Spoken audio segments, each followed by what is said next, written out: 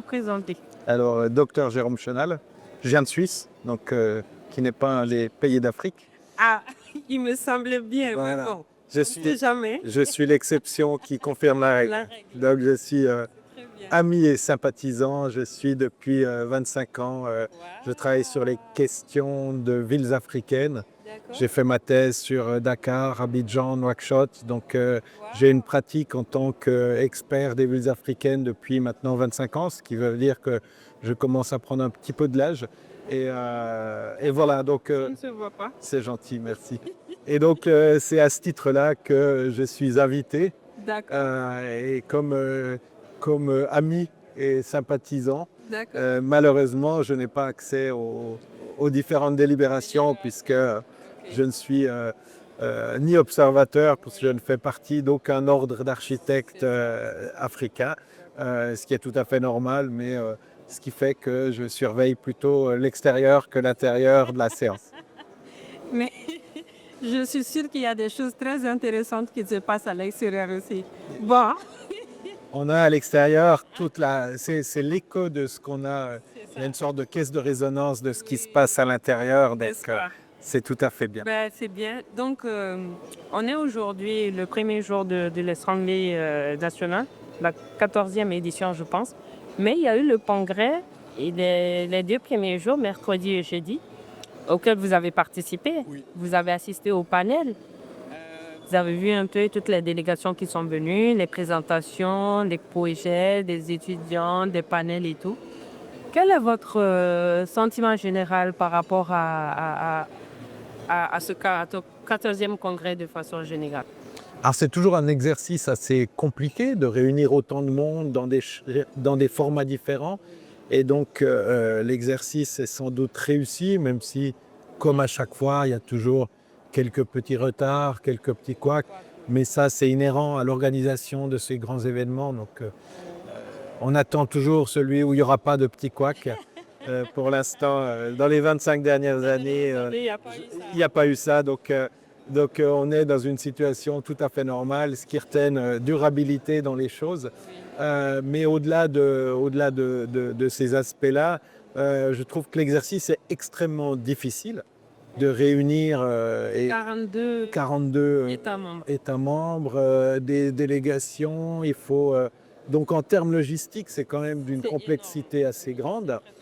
Et puis, en termes aussi de pouvoir donner la parole aux uns et aux autres, il y a un dosage qu'on doit faire entre des invités de l'extérieur, entre les gens de Kinshasa et ceux du ministère, de l'autre ministère. Enfin, vous connaissez ça aussi bien que moi. Pas simple. Et donc, c'est pas simple. Et je trouve qu'on peut saluer l'exercice qui a été fait. Et finalement, ça a fonctionné. Et vraiment, je trouve que l'alchimie a fonctionné, même si, et c'est normal, je pense, il y a toujours des présentations plus intéressantes que Ou d'autres. d'autres, oui. Voilà. Alors moi, Selon, comment on appelle ça? Selon les tendances ou bien selon vous-même. C'est-à-dire, il y a Bien sûr. des gens qui sont plus vers architecture durable, d'autres sont plus structure, d'autres Bien sûr. sont plus... ça dépend. je me suis régalé sur certaines présentations et ennuyé sur d'autres. Et le voisin, c'était l'inverse. Donc chacun voit ce qu'il est venu chercher. Et c'est ça qui est bien, je trouve aussi, c'est que ça montre, même dans les manières de s'exprimer, de présenter, il y a une diversité. Et ça, je pense que c'est ça qu'on doit rendre visible et qui est important, c'est d'avoir de la diversité. Et c'est ce qui se passe dans certains shows où on a formaté les exposés d'une manière très stricte. Et finalement, tous les exposés se ressemblent. Et là, j'aime bien l'idée de pouvoir laisser aux gens, finalement, leur manière de s'exprimer. Certains sont très professorales, d'autres font des petites plaisanteries, d'autres, on les sent moins à l'aise, mais ils se sont lancés quand même dans la grande salle. Et donc, toutes ces choses-là font qu'on a un univers qui représente une multiplicité des pays, des caractères, des gens, des thématiques, des manières de les aborder. Et ça, je trouve que c'est extrêmement positif. C'est ça. Et ce qui fait aussi la beauté de l'Union des architectes d'Afrique, c'est que c'est pratiquement, on va dire que pas tous les pays d'Afrique qui font 52, 56 États, mais on a 42, ça veut dire 54, non? 54. Donc, on va y arriver. Donc, je pense qu'il y a qu'une dizaine qui manque. Il y a toutes les langues, français, anglais, espagnol, et n'importe. Donc, je pense qu'il y a quand même le minimum effort, ou bien je vais dire le maximum même, parce que c'est 50% et c'est ça quand même. Et ce qui est intéressant aussi, c'est qu'il y a certaines thématiques qui se retrouvent. Il y a des zones géographiques, par exemple.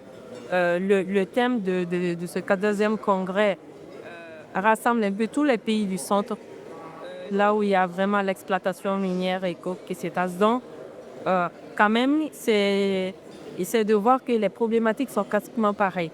Et si on va un peu plus vers l'Afrique de l'Ouest, il y a les problèmes du Sahel et d'autres qui se retrouvent un peu partout, que ce soit au niveau Maghreb, au niveau Afrique de l'Ouest, Mali, Sénégal et ainsi de suite. Donc, il y a quand même cette diversité qui est très intéressante. Et vous, en tant qu'expert et en tant qu'observateur extérieur, comment vous m'avez dit que vous étiez au début, on va dire presque au début, vous avez dit 25 ans. Ah, ça fait 25 ans que je travaille sur les villes africaines. Sur les villes africaines. Donc, ça veut dire que... et vous êtes docteur en quoi exactement? En urbanisme. En urbanisme. Donc, la démographie montante dans les villes africaines, c'est un sujet qui est très intéressant. Et selon vous, cette organisation de vue extérieure, comment vous pensez votre idée ou bien vos propositions, bien comment vous sentez l'évolution de cette organisation pour le futur, d'après ce que vous avez vu avant, maintenant, et selon vous, ce qui pourrait venir? Bon, alors, il y a plusieurs choses. C'est qu'il y aura des grandes mutations et transformations dues notamment au numérique. Hein. On a une révolution digitale quand même. Donc, il ne faut pas se leurrer, ça va modifier les choses. C'est clair. Il y a toute une série de choses qui ne seront plus tout à fait les mêmes. Il y a aussi sans doute un bouleversement dans les générations. Oui. Avec l'utilisation d'un certain nombre d'outils pour certains et des plus anciens qui vont totalement décrocher. Je ne mets pas de jugement de valeur là derrière, j'explique juste ce qu'on va avoir. Aujourd'hui, je vous prends un exemple. Quand j'ai commencé à créer des cours en ligne, j'ai passé mes samedis, mes dimanches, toutes mes soirées à faire du contenu. Aujourd'hui, je peux générer avec l'intelligence artificielle du contenu similaire, pas forcément meilleur, mais pas moins bon non plus. Adapter juste. J'adapte et j'ai un avatar que j'ai entraîné qui peut donner le cours à ma place. Ah bon? Oui. Donc ça veut dire que je peux générer des vidéos en une demi-heure, alors qu'avant il me fallait 2 jours pour le même contenu de la vidéo. Voilà. Donc ça va révolutionner à peu près tout. Et forcément, toutes les associations, les unions vont devoir se transformer, mais le travail de l'architecte va se transformer et s'adapter aussi, forcément. Et donc là, on est un petit peu en retrait, à mon avis, par rapport à ce que le monde est en train de faire. On est encore, je dirais, basé sur des choses qui existent depuis très longtemps, mais dont on sent que ça pourrait bouger d'un à l'autre.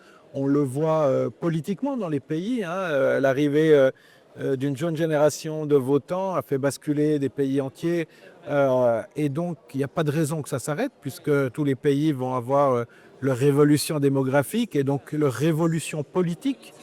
Et donc, je pense qu'un jour aussi, toutes les associations, à nouveau, mais on va devoir, c'est obligatoire, il n'y a pas de choix, c'est même pas une question.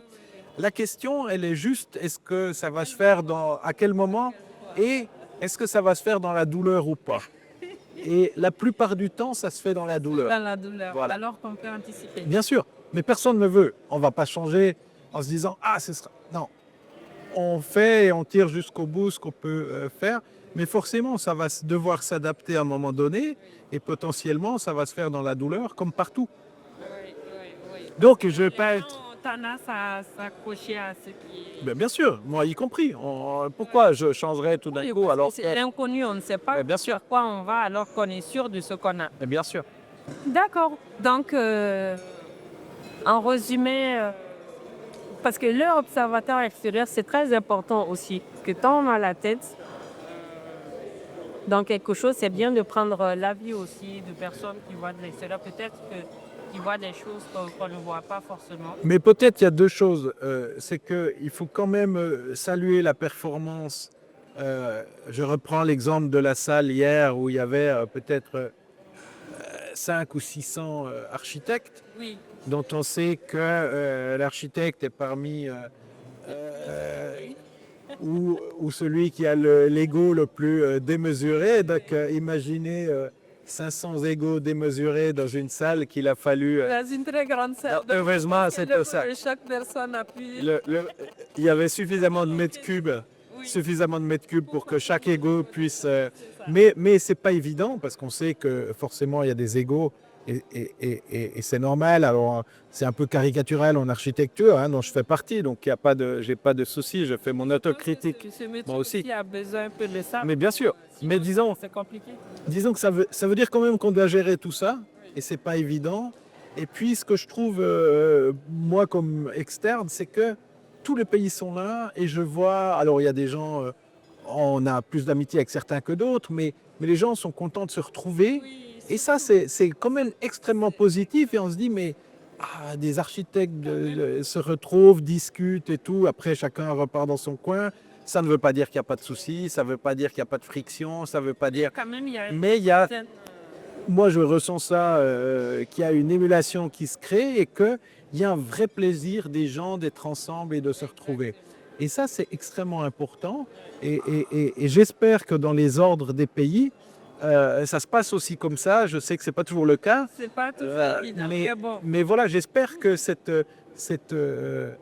intérêt à se retrouver entre collègues de différents pays, on pourrait imaginer que dans les pays, on a aussi cet intérêt à se retrouver entre collègues. Alors bien sûr, il y a une concurrence entre pays qu'on n'a pas quand on est à l'extérieur, mais ça, je trouve extrêmement enrichissant et sain de voir, il y a une attitude vraiment positive et ça, je pense qu'il faut le souligner. Oui, c'est vrai, effectivement. Ben, on arrive au terme de ce petit moment de discussion. Et je vous remercie Mais le plaisir était pour moi. de nous avoir accordé votre temps. Et on espère qu'on se verra dans d'autres occasions, c'est pas dans 3 ans. Cher observateur extérieur, Merci vraiment merci beaucoup. C'est moi. Et à très vite, très bientôt, j'espère. Merci.